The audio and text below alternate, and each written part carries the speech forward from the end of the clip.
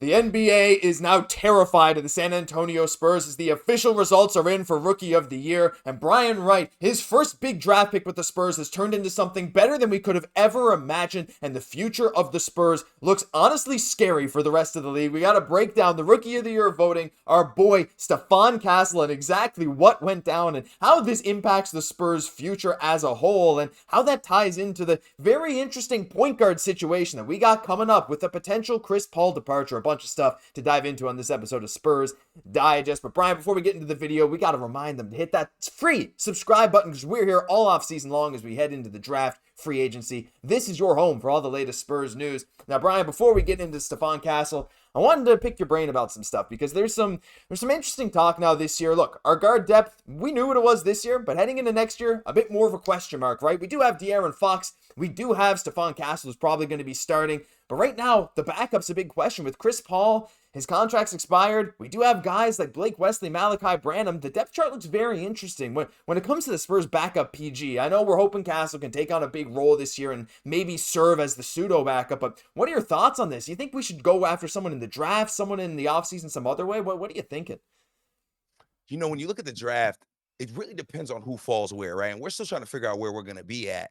I like looking at a point guard in free agency, Okay. unless somehow I don't really want to trade for one. If I could look for one in free agency or maybe get one within a bigger package within the trade, that's what I'd look at because I'm a Blake Wesley guy. I Oh, love yeah? Malachi Branham too. When you talk about real backup point guards, Blake Wesley is really our only backup point guard if Chris Paul decides to leave. And my excuse for him initially was he wasn't getting the minutes, but towards the end of the season, we saw when we weren't healthy, he was getting those minutes. And I don't know if he capitalized enough to make Spurs fans comfortable. He will be on the roster. He is a first round pick. I do Mhm. believe you have to play him. However, I would like to get a guard with maybe a little more size, a defense dominant guard to play backup because just like you said, we want to see Stephon Castle get these minutes. We want to see Stephon Castle play. I want to see him start right along De'Aaron Fox, right? I think he's done enough to prove that.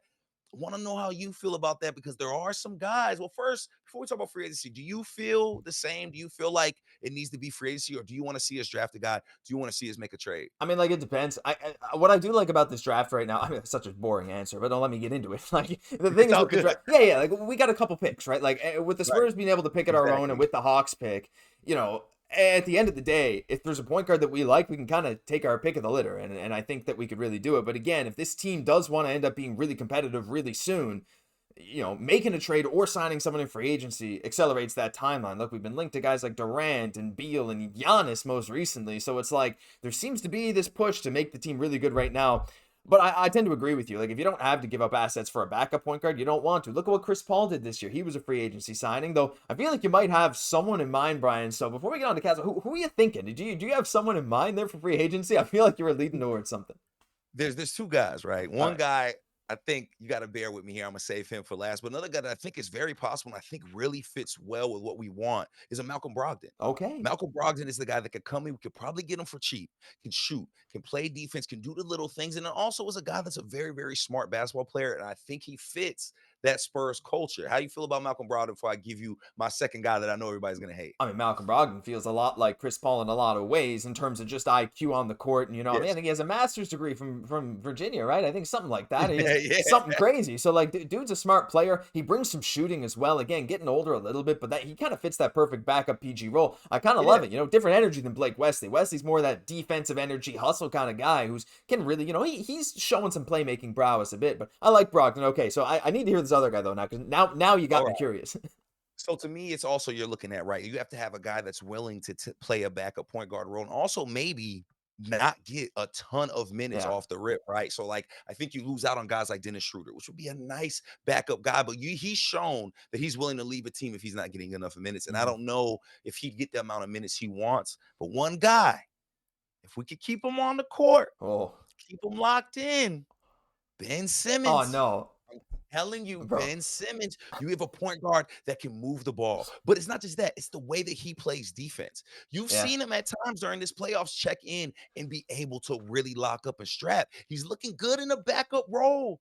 Looking good in a backup role for the Clippers right Okay. now. And I'm telling you, he's a guy that also can play the 1 through 5, but also guard the 1 through 5. Now, does he have the mentality of a Spur? Not that we've seen so far. However, depending on who our coach is, I'm still rooting for Gregg Popovich. I Yeah, hope he me gets too. healthy. That is a place that could get him right.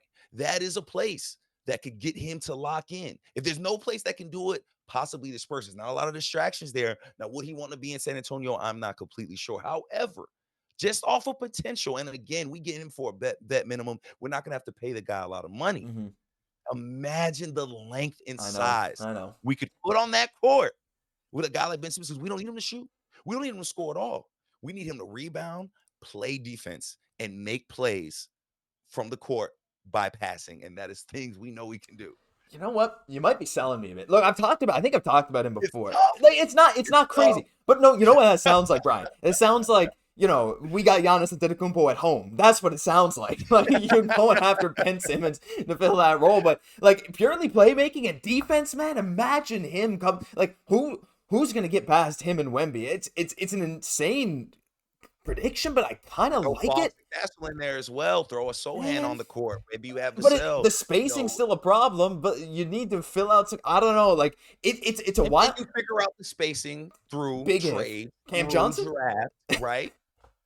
I mean, I don't know. Like, there's so many things here now. You know what? We gotta leave it to the viewers. Let us know down below. What do you think I of know Ben y'all gonna Simmons? kill me, but let me hear it. Understand what I'm trying to say. Again, this is a small piece to the Why puzzle. not? This is a cheap piece to the puzzle. Why not? It's a little piece. There's a lot of options out there. I think I like Yeah, Brogdon more, but you know what? You're not crazy with Simmons. I want to I hear the thoughts down definitely below. like Brogdon more. Yeah, look, it's gonna be nuts. I want to hear you guys. It might even just be Chris Paul, but look, we've been talking about him all video, Brian. We got to get into our boy Stephon. Holy crap! We knew it was gonna happen. We saw those preliminary votes. Of the votes that were confirmed, it was like 38 out of 40 or something. Had him first place, but it's official. Spurs guard Stephon Castle is the recipient of the Wilt Chamberlain Trophy. I keep forgetting it's called that.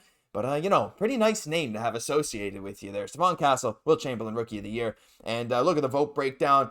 Brian Mann, 92 first place votes. 5 for Zachary Ricochet out of Atlanta. 3 for Jalen Wells. No one else even came close. Stephon Castle, out of all 100 voters, he was on the ballot of all of them. And you can't say that for anyone else, I believe. So he was very, very much the heavy favorite coming out of this season. Again, over the last 6 games of this year, averaging like 20 points, 7.5 boards, 5 assists, something like that. He was coming out on fire. When we look at his season stats, he's been amazing. Toss him full screen. I mean, look, Brian, we knew this was coming, but to me, this just makes the Spurs even scarier than we've ever thought. This is only the second team to have back-to-back Rookie of the Years since 1975, the only other team being the Minnesota Timberwolves. And if you go before 1975 and you know some of those back-to-back Rookie of the Years, let us know down below. I had to look it up. You might get it, you might not. I mean, how you feeling, man? Like, this is what we knew. But again, talking about guard depth, knowing what he could do, watching him down the stretch of this season, like him and Wemby, man, like no matter who you get around them, I am genuinely scared for other teams for having to face, again, not only their offense, but their defense as well.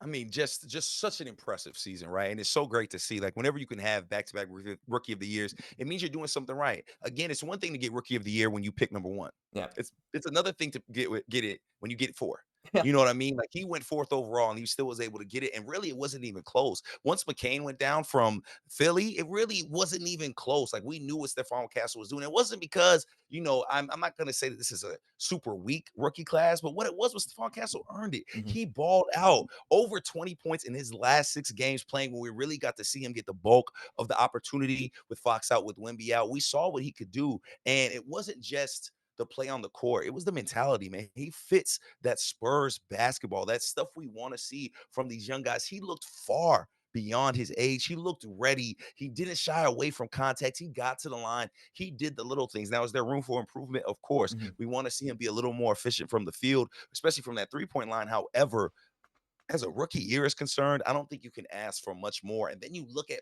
pairing him with a guy like Fox and the potential you could have there, the length, the size, the defense. I mean, it is just so exciting what is to come for the Spurs. And like you said, I think the league needs to be scared. I think the league needs to be terrified, because, again, this kid's only going to get better. Mm-hmm. Castle is only going to improve. And we already saw him make a name for himself, and he has it here. This Mm-hmm. kid's about hoops, Josh. This kid is about basketball, man. He's not into all the other stuff, and that's exactly what you want from a rookie in San Antonio. You want him locked in, and I think sky's the limit for this guy, especially playing alongside Fox, and Wemby. Mhm. Being a third option, a Mhm. fourth option possibly, come on, man. You can't ask for much more from a young guy. Stephon Castle looks the part, played the part, and I'm just so happy he got his flowers when he deserved it. Absolutely, more than flowers, man. Like nearly unanimous is crazy. And you know what? You make a great point. Now, honestly, like I'm gonna even turn that into another bonus for Stephon Castle here. We're talking about him being like, even this season, he was what, like the fourth option a lot of the time on the floor in Yep, terms of offense because he's exactly. he's out there with Vassell so much. And like even sometimes you'd look to Harrison Barnes though, but like still Castle, like he is like in terms of his scoring, he had some great cuts, like him playing with Wemby as well. When they could run that PNR, when they were available to do it, like it worked really well, worked to perfection.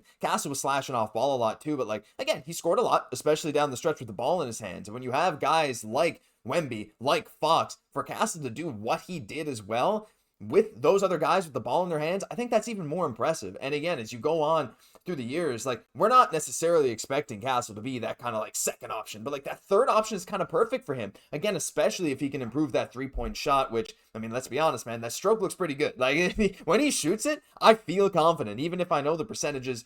You know, even as the year went on, didn't look great, but a lot of the time, man, we know we've seen it with Spurs players before, though to be fair, that was in the Chip England era, but still, we've seen it with Spurs players before. You take an off season, you focus on it, you go into the next year with a new form, a new whatever, you can really unlock your stuff, man. I mean, before we end this video, I did want to also just quickly shout out the other people who got first place votes, and Jalen Wells, who had a fantastic year in Memphis, unexpected starter for most of that year. He had a great year, Sure. and Zachary Rissochet down the stretch there with Atlanta, he played pretty well. But Brian, one little final thing before we end this off. What are you feeling for Stephon Castle next season? Are we seeing any big jumps from him? For me, like, look, what I want to see from him, I want to see that point per game jump up to the, high teens, and I want to see that 3-point percentage. Honestly, even if it just crosses 31, 32%, that would be something I'd be extremely thrilled with. You got any standards you want him to get to? You got any bold predictions for his stats next year? Josh, to add to your point, I would like to see more consistency in the role for Castle Yeah. because that's what also makes this extremely impressive. Think of the amount of times his role changed for this team Yeah. throughout the season, whether it was because of injuries or just trying to figure out fit, right? He was a starter, then he's coming off the bench, then he's not necessarily getting the minutes you would thought he would get, then he's getting a lot of minutes, then he's a starter again. Like there were so many changes in Stephon Castle's game. And to me, being able to handle all of those different things and being ready when your number is called, to me, that was most impressive by him. So just imagine what he would do with consistency, right? And I think we're looking at this next season, him having a consistent role, him playing alongside Fox, him being in that Mhm. starting rotation. And to me, that is going to benefit him and this Spurs team so much. Consistency across the board, because I think the last few seasons, we've seen that a lot. We've seen roles changing for these guys, for these young guys, for these high picks. Like it'll be great to see some consistency. I mean, that goes for Sochan as well. That goes for Wesley. It goes for Malachi. That goes for Keldon. We got to see consistency in his role for a change, and we saw how that worked. Imagine what Castle could have with some consistency. I don't want to put too much on him. I think that's lofty expectations, teens, not because he can't do it, but because of the things we've talked about Mhm. with all the different shots he's going to have to share. We don't know if this Spurs team's going to get a third star. We have True. no idea. But imagine if Castle could just be that third option, and you don't have to go and get a new star. You don't have to blow it up. You can have some consistency in your roster, like what we've seen from Minnesota at times, what we've seen from Golden State. It does work. What we've seen from OKC, doing those little things to add these pieces, but letting your core stay your core. So again, I just want to see consistency, but I'm so happy for Stephon Castle, man. He deserves his flowers. This was a phenomenal. He got it. He deserved it. And sky's the limit for the Spurs team because of Castle. Absolutely. You know what? I tend to agree as well. Look, consistency is important, but even if the numbers stay the same, like if the efficiency goes up, if you can see the visual difference in play, it's all about what you can see in those trends, and that's the most important thing. So maybe you're right, high teens is lofty expectations, especially if we Ain't bring in nothing wrong another with that, score. though. But I'm just saying, like you said, to just add on to that consistency point before we end off this video, he only played a tiny portion of the season with De'Aaron Fox, and it was an injured De'Aaron Fox. Wembanyama out for a good chunk of the season. Can you imagine what a full off season of training with these guys and then a full 82 game season with all these guys hopefully healthy together is going to look like? I think it's going to be exciting. But leave your thoughts about Castle and maybe some thoughts for next season down below. We'd love to hear from you because that'll do it for this episode of Spurs Digest. If you enjoyed, leave a like, comment. Most importantly, subscribe if you haven't already. I don't know what you're doing. We got Spurs content coming every single day, all off season long. The button's free, and I hope you stick along for the ride. I'm Josh Gosse, my co-host, Bryan Colbert. We'll catch you in the next one.